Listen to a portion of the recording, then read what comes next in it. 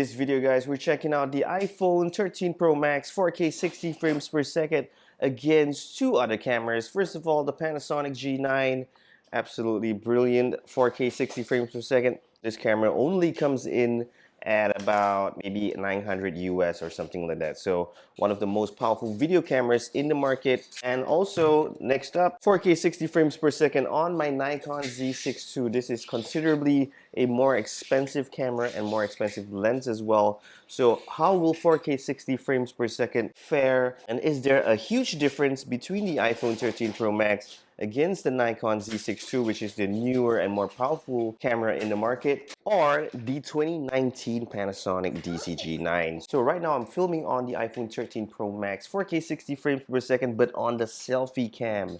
How does it look? After this, I'm gonna swap over to the rear, the main camera basically, and we'll take a look first of all if there's any difference between the 4K 60 on the selfie cam and on the rear cam, the main camera basically. And we're also going to check out the other two cameras. So how does it look?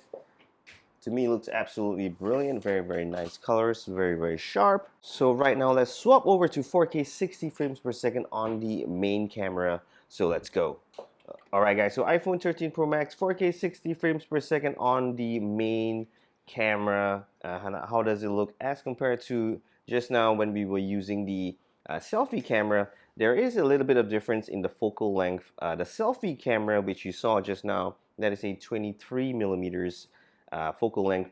On this main rear camera, on the back of the camera basically, is a 27 millimeters f1.5 aperture, wider as well. So yep, how does it look? Is it any good? How's the color? Should be the same colors, but how's the clarity? And then I have the lighting above and some natural lighting from the window on my right, lighting behind as well. Does it look any good? And then now we're going to swap over to the Panasonic G9 with the 16 millimeters Sigma f1.4.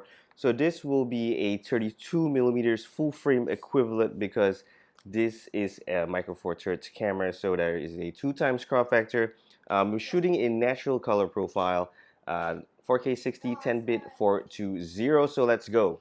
Alright guys, so Panasonic DCG9 4K 60 frames per second. This was Panasonic's flagship camera for photos back in 2019, but the video specs of this 2019 camera is really fantastic. You can shoot 4K 60, 420, 8 bits. It can also shoot 4K 30, 10-bit 422, 10-bit as well for a 2019 camera. And this camera only costs 900 bucks at the moment, so you can pick it up for really cheap. And being micro four thirds lenses are relatively cheap. Maybe not the Lumix Leica lenses; those are really expensive. But how does it look now? Right now, I'm filming at, like I said, 4K 60 on the Sigma 16 millimeters f1.4, which is a 32 millimeters full frame equivalent. And we're also using the natural color profile. That's how I like to shoot all my videos. I don't like to use the cine like these or the log format. So this is what I feel after doing video editing and color grading for a really long time. Neutral color profile always comes out looking the best. So how is it in comparison to the iPhone 13 Pro Max? So how does it look, natural color profile? And last of all, we're going to swap over to the most expensive camera. This total setup costs about 3,000, maybe 3,500 Singapore dollars, or about 3,000 US dollars. Nikon Z6 II with the 24 millimeters f1.8 S lens, Nikon Z, of course. This was launched maybe in 2020, 2021, around there, but it's still a really popular camera, and it can also shoot 4K 60 frames per second. So we're going to swap over right now. Alright guys, so Nikon Z6 II right now, 4K 60 frames per second, and after doing a firmware update recently, 4K 60 frames per second is able to do eye and head tracking. So that is something new. Previously, when I was shooting at 4K 60, it didn't have any eye or face detect. So that's really cool. And this is the brilliance of having a full frame camera.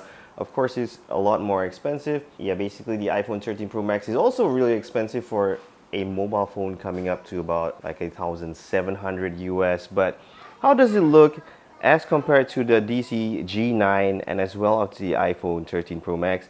I'm shooting using the Nikon Z24 f1.8s lens, so the lens is really good and powerful, expensive as well.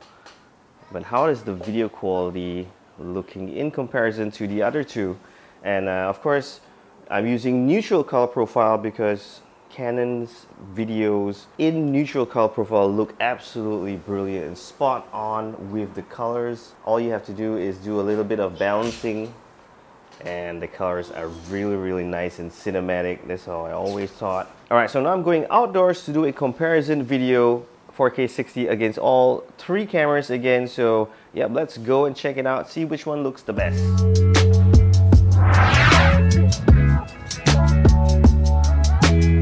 Alright guys, so we're outdoors right now, 4K 60 frames per second on the Nikon Z6 II neutral color profile.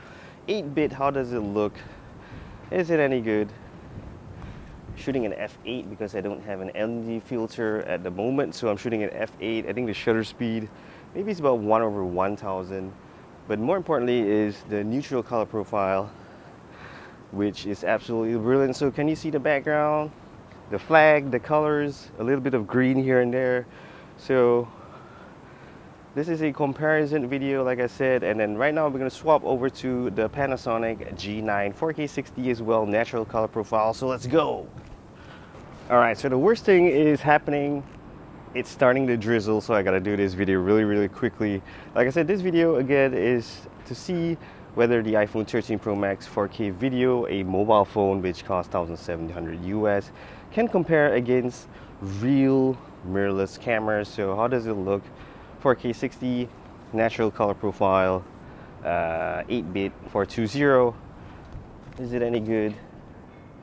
This is in the normal manual video mode on the Panasonic G9. So all settings are computed or automated by the Panasonic G9 itself. So yeah, last up we're gonna swap over to the rear main camera on the iPhone 13 Pro Max and see how it is. So let's go compare right now. Okay, so this is the iPhone 13 Pro Max 4K 60 frames per second on the rear camera, which is a 23mm f1.5, but of course it's shooting in automatic mode. How does it look as compared to the Panasonic G9, which was using a 32mm full frame equivalent, and the Nikon Z6 II was using a 36mm full frame equivalent because there's a 1.5 DX crop when using 4K 60 frames per second. But how does it look?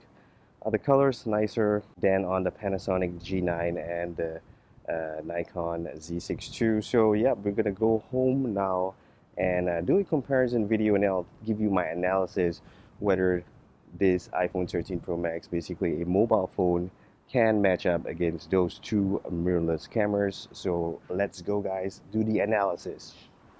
Alright guys, so analysis time. After reviewing all three video clips, we're going to start off with dynamic range, and overall I think the best dynamic range in terms of the highlights and the shadows goes to the Nikon Z6 II, really consistent throughout the whole video, the whole image, so that one goes to Nikon Z6 II. In terms of exposure compensation, I think that the worst would be the Panasonic G9. If you look closely, when I went up to the camera and then when I moved back, the exposure comp suddenly jumped to become really overexposed, and then it slowly crept back down. So G9 was the worst in terms of exposure compensation. The best, most consistent exposure comp definitely is the iPhone 13 Pro Max. Then thirdly, the most important is in terms of clarity. So 4K video coming out of this mobile phone is really impressive. The clarity is as good as the G9 and the Z6 II, although those are 8-bit 420, which is really high as well. The iPhone also puts out really good 4K video, so really impressive coming from a mobile phone. But don't get me wrong, in terms of 1080p video, if you ever saw 1080p video coming out of the mirrorless cameras like the Nikon and the Panasonic, and if you were to compare it against the iPhone's 1080p video is really rubbish, really bad. It's super grainy as compared to the mirrorless cameras, but 4K is comparable. And then last of all, in terms of the colors, this one would be probably up to the individual. Straight out of the camera, I always love the iPhone video. The colors look really, really nice. A lot of AI involved to make a really nice, solid, natural colors in the video and the images as well. But in terms of Nikon Z6 II's neutral color profile, and I always like to do color corrections, color grading. It is the easiest to work on for the Nikon Z6 II, so I really like that as well. So tell me what you think in the comment section, which one you prefer, the iPhone, the Nikon, or the Panasonic in terms of overall image, colors, clarity, exposure comp, and dynamic range. Which one you prefer, or is it something like my kind of answer? Each video had its strong points and its weak points as well. So yep guys, thanks for watching. Hope you enjoyed this video. Hit the subscribe button, like button, and the notification button guys, and I'll see you in the next one. Peace.